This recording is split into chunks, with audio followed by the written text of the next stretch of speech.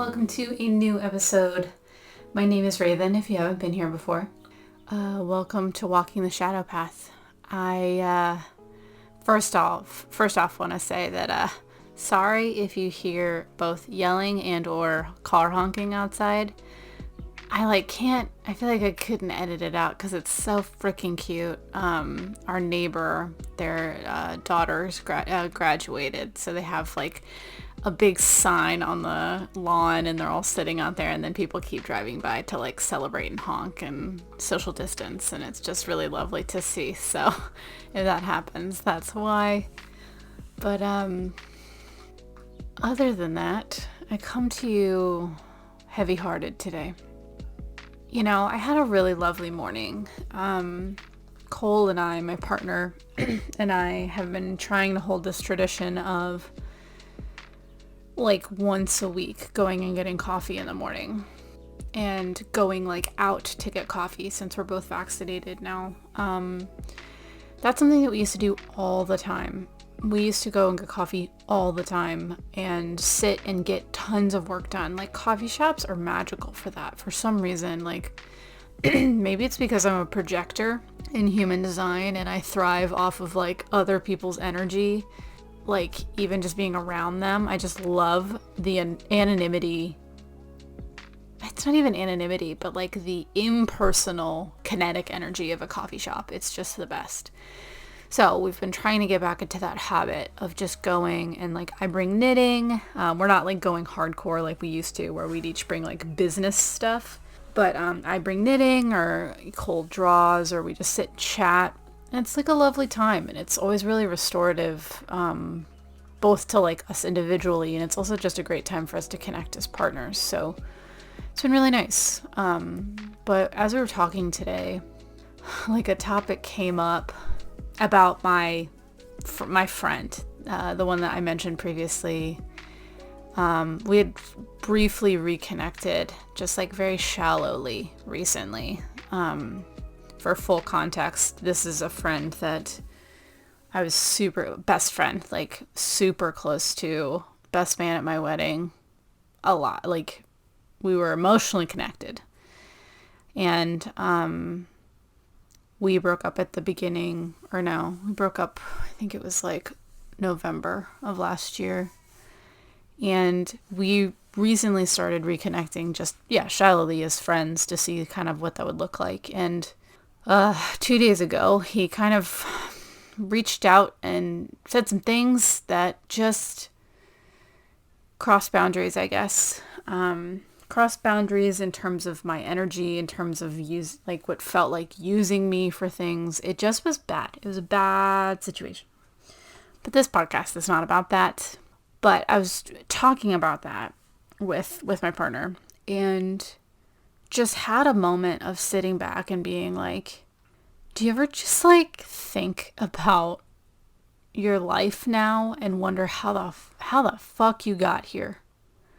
And Cole, of course, laughed and said every day. And like, both of us just had this moment about this last year or so, just how everything fell apart and how ludicrous it is, how much we're struggling now. And, you know, we started 2020 wanting to move to LA and having extra money in a savings account. And I started a chess piece tattoo. Like, that's something that you only do if you're like on the up and up, you know? And we were so optimistic and positive, and I was starting to establish my business, and we had an amazing apartment, like all these really great, beautiful things. And then it just kind of, everything fell. And I really didn't come on this just to whine at you today, but I think what made me want to talk about it, though, is there is an element of the grieving process where we really have to like lean into the idea that it's all worth it, right? That the tower falls, and it's because more beautiful things will come on the other side, right? It falls because the foundation of it was not solid, that it was going to fall anyway, that, there's this intrinsic trust in the universe, right? That it will be worth it. This pain, this human experience will be worth it in some way. Not that there's a purpose for everything, because like I said, I don't like that term. I don't like that mentality. But there's at least a place for it. There's a place for it in your life. But like, with that comes this thing of like, oh my, well, everything's fallen apart. How freeing is that?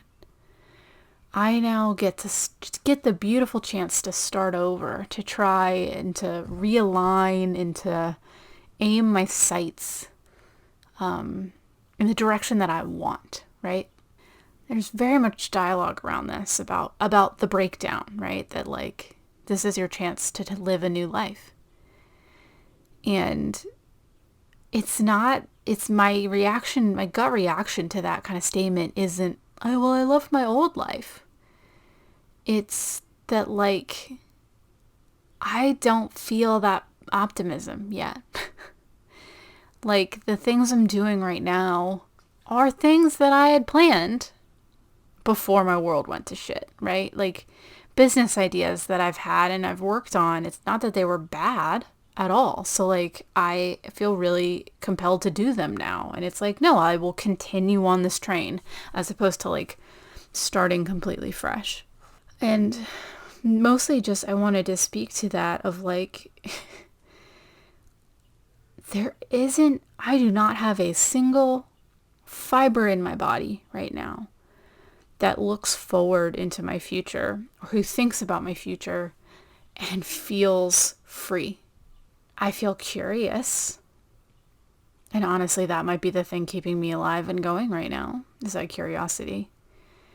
But it does not feel freeing. It does not feel joyful. It does not feel like I escaped a bullet or, dodged a bullet or, maybe it would be different if like I had the typical story of like, I was working in corporate America and was making a ton of money and then decided that I couldn't do it anymore and then had a breakdown and then built a business. And I feel like that's like 90% of the story that you hear is like quite literally that. I worked in corporate, left corporate, now I'm a healer and I make more money doing that.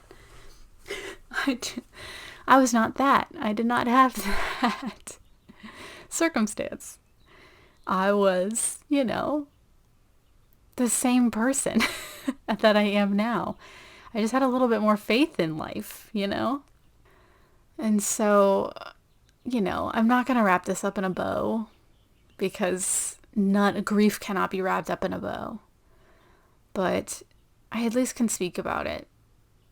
Because, like, in this journey of just bullshit,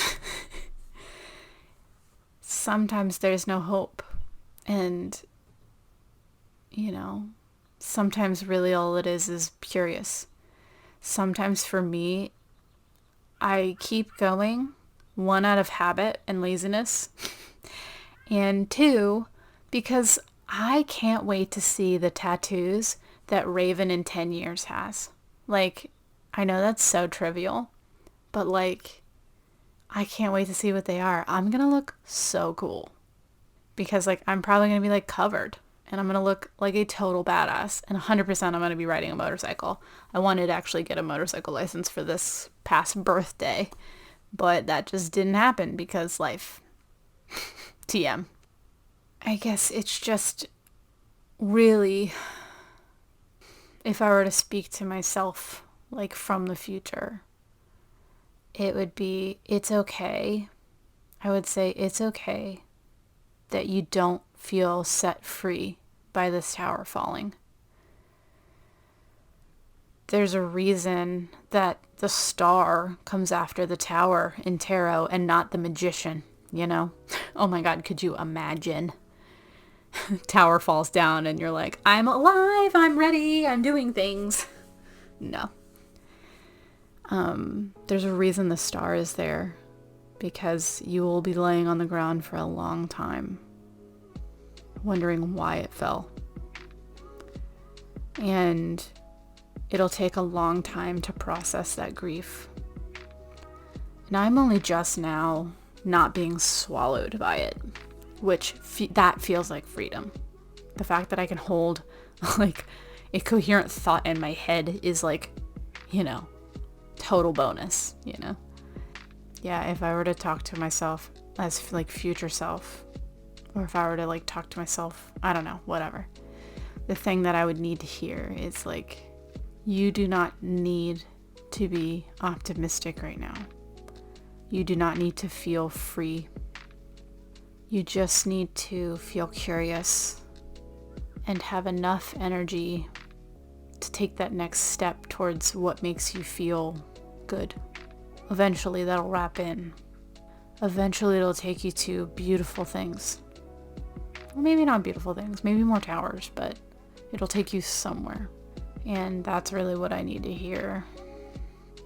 And so I will hold my grief and try and not let it consume me. And try and remember that it'll move on. That it'll change and morph and dull and transmute and alchemize and change. And I don't need to expect that today, but I can at least know it's coming. I think that's it. Thanks for hanging out with me today. I adore all of you, and I'm so excited that you joined me on this endeavor, and I hope I'm not getting too depressing for you. Buckle up, baby. It's probably not getting better. No, it will get better. It will get better. I adore all of you, and I will see you next time. Bye.